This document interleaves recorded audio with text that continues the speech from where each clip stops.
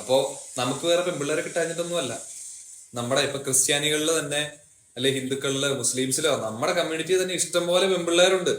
അപ്പോ കിട്ടുന്നില്ല എങ്കിൽ കിട്ടണ്ട, നിങ്ങൾ വേറെ ഇതിന്ന് നോക്കിക്കോ. ഇതൊന്നും മാൻഡേറ്ററി ഒന്നുമല്ല, നമുക്ക് കിട്ടും. അപ്പോ ഒരു റിലേഷൻഷിപ്പിലേക്ക് ഇപ്പൊ സാഹചര്യങ്ങളെ കൊണ്ട് ഫ്രണ്ട്സ് ആയിരുന്നവര് പിന്നീട് റിലേഷൻഷിപ്പിലേക്ക് മാറാം. അങ്ങനെയൊക്കെ ഉള്ളവർ അങ്ങനെയൊക്കെ പോട്ടെ. പക്ഷെ നമ്മള് അങ്ങനെ ഒരാളെ നോക്കാൻ വേണ്ടി, ഇപ്പൊ ഞാൻ നോക്കാൻ വേണ്ടി, ഒരാളെ നോക്കാൻ വേണ്ടിയിട്ടായിട്ട് ഞാൻ റെഡി ആവുകയാണെങ്കിൽ, പറ്റുവാണെങ്കിൽ എന്റെ പൊന്നിടേ, സ്വന്തം റിലീജിയനിൽ നിന്ന് തന്നെ നോക്കുവാണെങ്കിൽ വീട്ടുകാർക്ക് അതൊരു സന്തോഷമായിരിക്കും. അത്രേ ഉള്ളൂ. അതൊരു ചെറിയ കാര്യമല്ല.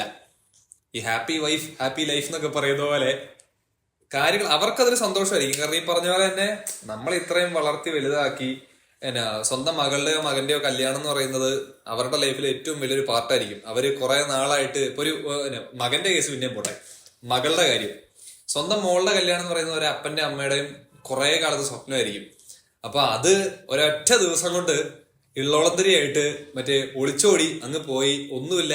ആ കൊച്ചിന്റെ ലൈഫില് സ്വന്തം അപ്പനും അമ്മയ്ക്കും ഒരു പാർട്ടും ഇല്ല, ഒരു ഒരു ഭാഗമാവാൻ പറ്റുന്നില്ല എന്ന് പറയുന്നത് എന്ത് പരിപാടിയത്?